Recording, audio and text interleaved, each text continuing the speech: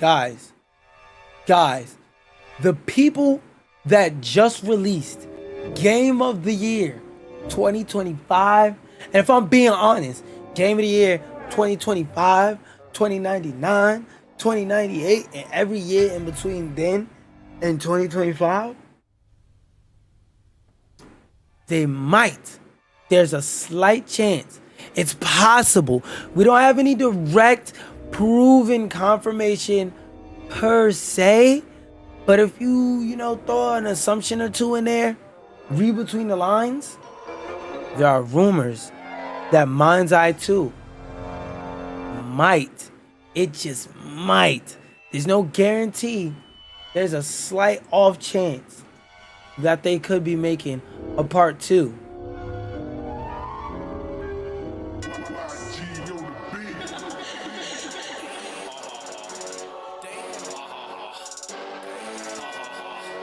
If you're watching this while you're on the toilet, after you finish just jerking your yurt, look at your screen.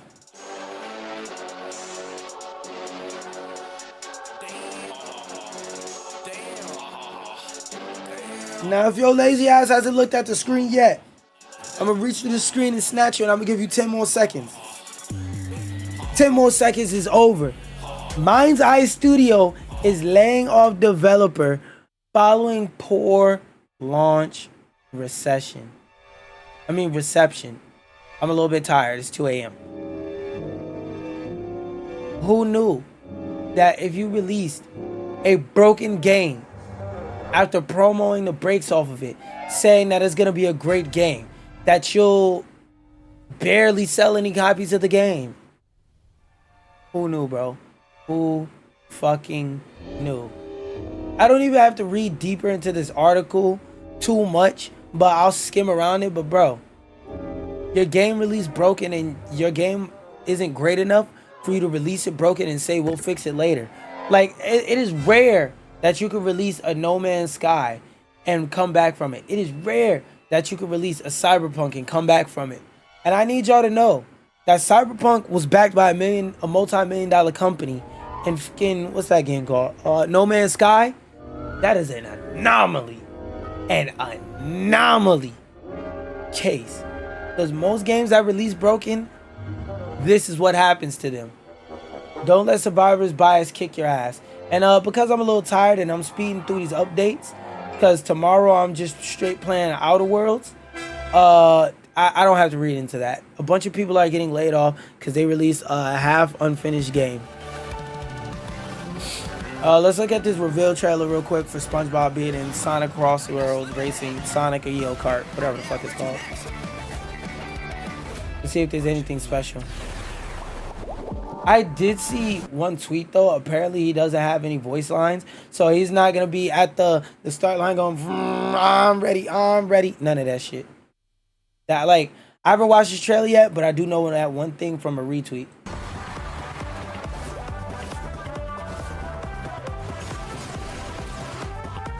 Oh, Patrick's in this bitch too.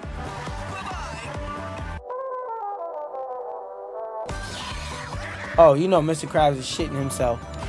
Why is Squidward so big? His nose the same size as my BBC and shit. That's weird, bro.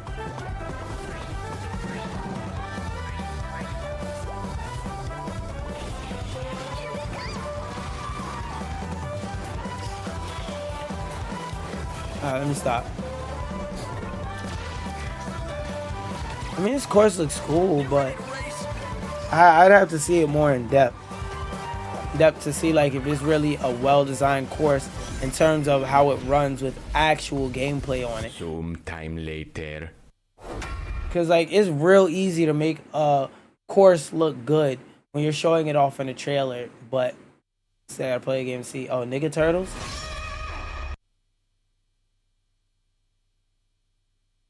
I guess, bro.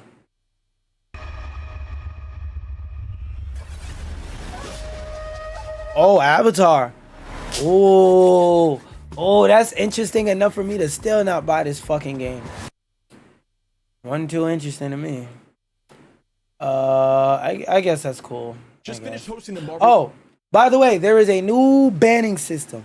And Marvel Rivals, apparently, that was previewed in the tournament that happened over the weekend, either this weekend or last weekend, called the Ignite tournament. Basically, where they gather a bunch of top streamers and top players and stuff like that to come together and play like high level Marvel Rivals or whatever. And this system he described, I hear a lot of people saying they don't like it, but I like it, and I'm gonna show you the video, show you the system, then I'm gonna describe why I like it. Rivals Ignite series, and they have this new ban system that I think needs to be implemented in the game because it's so dope. So let me explain what it is. Nah, that's way too loud. The first thing to note is that the bans are no longer universal. So my team bans for your team, and your team bans for mine. I'll let him explain. My personal opinion, I want this in ranked. So I'm going to break this down because this can be a little bit confusing, but you can also just look at the highlighted box. It'll actually show you what's going to come up next, is whose step is next. But first thing we want to talk about is both sides are going to ban one at the exact same time.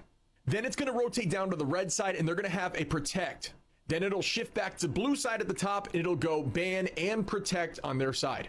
Then it heads back down to red so they can ban. And then on step 5, it's once again a dual ban. Both of you go at the exact same time. And by the way, just to clarify, because he didn't, and this system to protect the character means that if the other team wants to ban that character, they can't. So let's say somebody on your team is Lord with a character that's really meta right now. So let's say somebody on your team is Lord with Storm.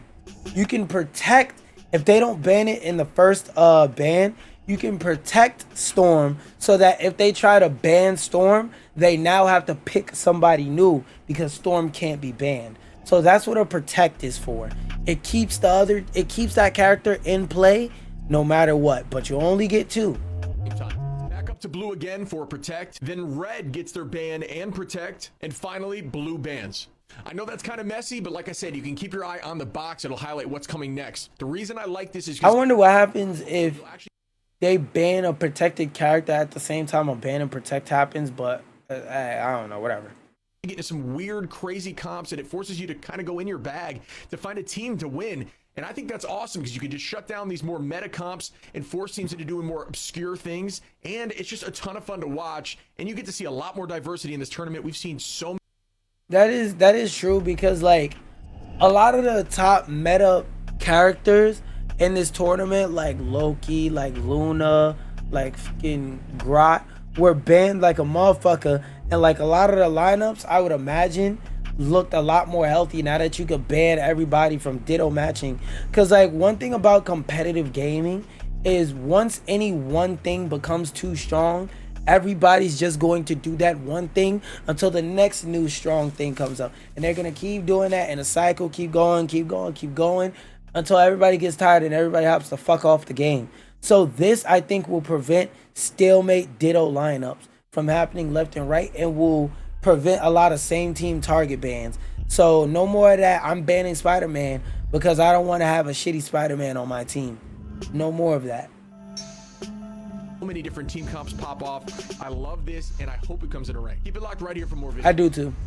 The simple version of my thoughts is I also hope this comes into rank 2 because protecting characters is a very, very, very crazy good mechanic that like should be available to people who are playing the game outside of tournaments, because I feel like you being great on a character, your whole team agreeing that you're great, just for the other team to randomly blind ban and or target ban and you can't do anything about it, that shit kind of sucks, bro. Make it harder to do that because it's still gonna happen, but now that it's harder, it's less likely to happen. And that's what we're all here for. This one, that's more of like a minor update. Oh no, I'll read it now. Arc System Works is doing a showcase tomorrow at, I need to see when that is, EST. PST 9, so 9 p.m. I might be watching that live. Actually, nah, I might pull up an article. We'll see. Let me set an alarm for that. Hey, where's my actual main phone? I want drama. Tell me just kick back. I had to save that. That's a Rico Nasty clip. Ah. Anyway, alarms.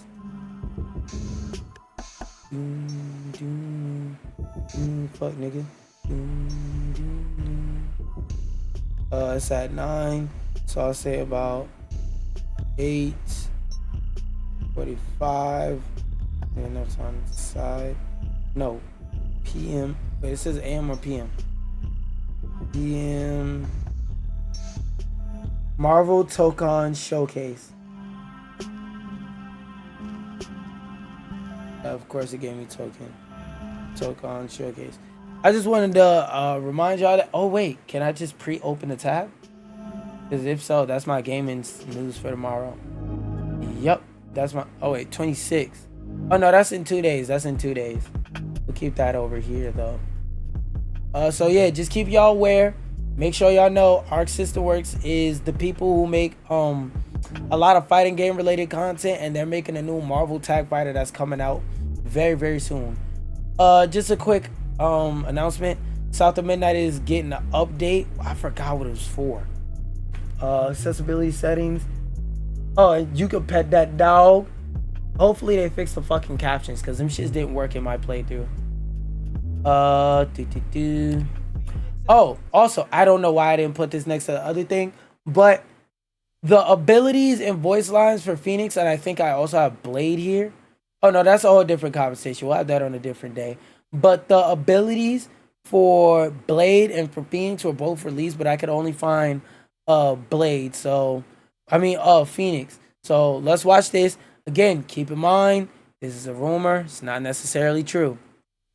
Were leaked. Starting off with Phoenix's class, she is going to be a duelist. I think they could have easily made her a strategist, but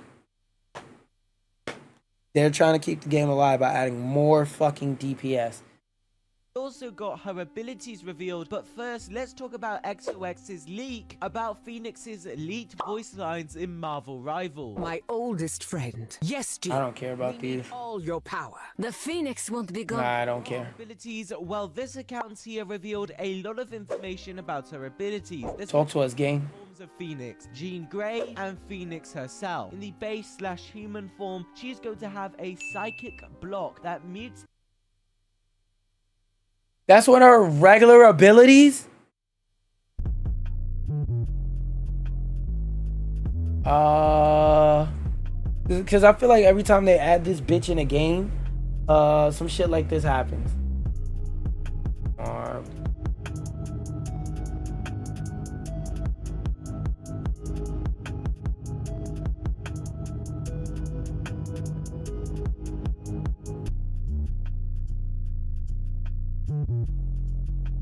Okay, that shit doesn't want to load. Oh, alright.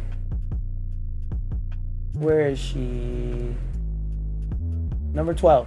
And there's how many characters in this game? 50. There's 50 fucking characters in this game. She's at 12. And Marvel vs. Capcom, she is an S tier. Why the fuck do they keep get... Why is MODOK up here? There's gotta be an early list. Hold on, I gotta see how early this list was. 5 years ago, so this was made in 2020? Nigga, are we talking about the same game? This is a troll list. Ghost Rider sucks in that fucking Marvel vs. Capcom 3. That's a troll list. There we go. Open image in new tab. Look at that. Where is she? S+. Why do games keep giving her a second life mechanic? Please fucking stop. But especially if she can use it at will, that's even worse. Enemies/prevent enemies' abilities for 3 seconds. Now, when Jean Grey enters her And I don't know if y'all understand how long that is, but that's a very long time. Phoenix form, she's going to have an ability named Resurrection, which burns the area for 5 seconds before she respawns. Now, this ability is created in 2 ways. The first way is so it's a revive? She creates a burning area and then is respawned on that area. Or that sounds like a passive. Eliminated, she just creates a burning area, just respawns like everyone else. I want to also read her ability card from earlier in the video. Now, when Jean Grey enters her Phoenix form, no. Ability named Resurrection, which no. I have to drag. I can't just click a spot. Elite voice lines in Marvel, right? I don't give a fuck about the voice lines. I want to see the That's what we need. see the card. Accounts here revealed a lot of information Okay, blah, blah, blah. They revealed a lot of information. of Phoenix, Jean Grey, and Phoenix herself. In the base form, she's going to have a psychic block. Okay, I think I gotta go to the very beginning. Doot, doot, dial a daisy. Doot, doot. New Phoenix ability. I want to read the rest of her abilities, please, please, Starting off please. with Phoenix's Please, while class, I'm tired. She is going to be a duelist. We also got her abilities revealed, but All right. Psychokinetic transfer. Boosting ally. So she could give niggas either overshield. What the fuck? She could give niggas overshield or reduce their damage.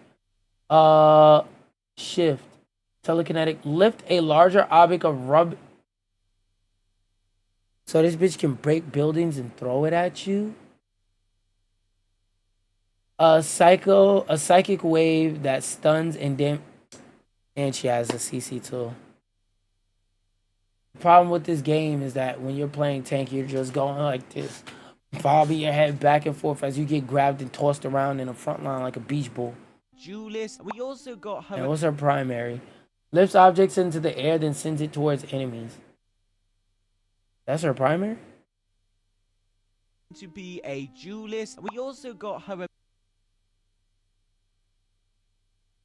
There's no way that's her primary. Because it doesn't list over here what her primary is.